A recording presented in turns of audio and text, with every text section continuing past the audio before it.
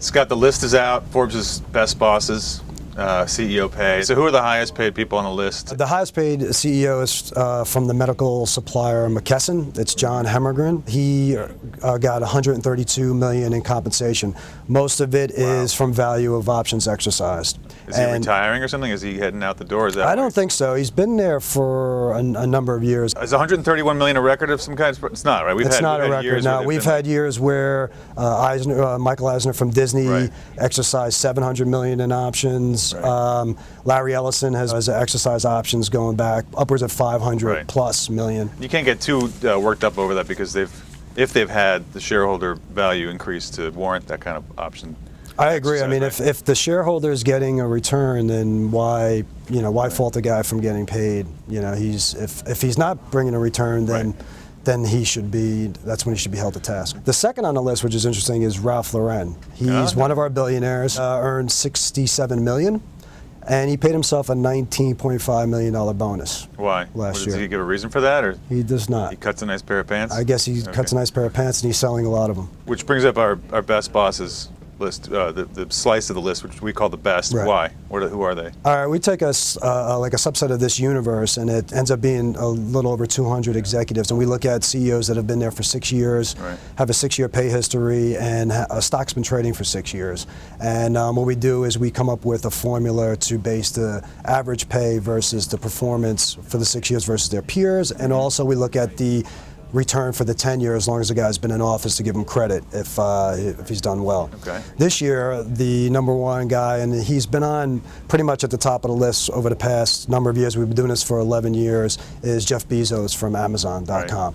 He posted a return since he took the company public, 36% annualized. Oh, for 18-something years? Stock's been public since '97, so over that time. Wow, that's like a Berkshire Hathaway type return. Correct. Even better, probably. Yeah. So why is he best? Because he doesn't pay himself at all? Or? He pays himself $82,000 a year in salary, and his average comp is $1.4 million, but most of that is the security. The bodyguards. Correct. But he's not suffering. I mean, he's been selling hundreds of millions of dollars in shares over the years. Correct. We looked into it, and yes, he has been selling shares, so he's not a pauper. No. But the shareholders are benefiting from, and Amazon's, the company itself, the earnings are up, annualized 30% over the past 5 or 6 years. Yeah, and there was a period when Amazon was not going straight up. The stock wasn't going straight up like it has in the last few years. I'm sure. Did he still show up on the list because he paid himself nothing? I mean, is that how you show up? No, I mean, to be honest with you, we weight more heavily the return than we do the pay, because our feeling is if the guy is bringing a return to the shareholders, then he deserves what he gets. Right? Who else is on the best list?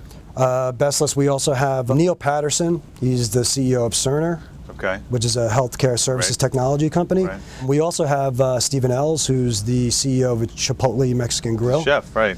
Yeah, and he's returned, since the company went public in 2006, returned 40% annualized to shareholders. Wow. He gets paid $8.2 million on average, which is a little slightly below the median for this group of companies, but still, he's 40% annualized. You can't argue with that. Right.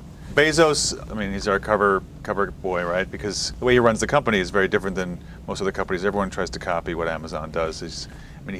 They never do well on best companies to work for type lists, but he ranks very high. The people there love him. He's always at the top of the voting and most respected boss. All right, so Bezos is a billionaire. Other billionaires are on our bosses list that run companies. So is there like a trend or a similarity in how they pay themselves, given that they already have so much money? We have 17 billionaires that are also CEOs on the list. Richard Kinder of Kinder Morgan, he pays himself $1. They just went public again last year after being taken private years ago. Warren Buffett obviously is on the list. He pays himself $100,000 a year. And Steve Wynn, Les Wexner, Michael Dell, they're all on there.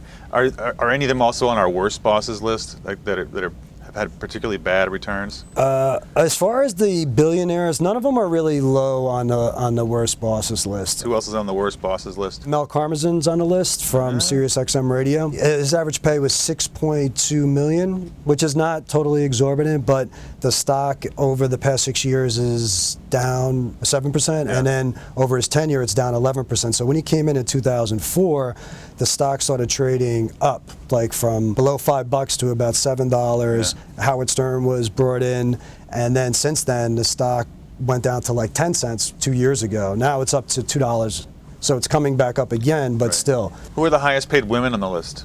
The highest paid woman is Irene Rosenfeld, and she's the CEO of Kraft Foods. She got paid $25 million for the year, and most of that was realized from vested restricted stock awards. Stock awards, yeah. They're the ones changing their name. Correct. They're spinning off their snacks division, and they're calling it Mondelez. Mondelez. And everybody seems to be up in arms about the name. So who else is on the list? Who else? Does anyone come close to Irene? Indra Nooyi from PepsiCo is on there, and Andrea Young as well. Right. She's on her way out. I think she is working with them to find a replacement, but pretty much I think they're waiting to replace her. And I mean, for a while, I think Indra Nooyi is the same thing. Let me ask you something. Do you count severance packages and things that CEOs get on their way in or out as part of your total Not comp? part of the compensation, no. It's usually done probably on a case-by-case basis. If they're out and we do sort of like a story about that particular person. Most of these packages, if they've been there for a long time, besides the pension, most of the CEOs have a buildup of options and stock awards, so they pretty much get a nice severance package when they leave. Okay. If they leave without termination, so to speak, if they leave on their own.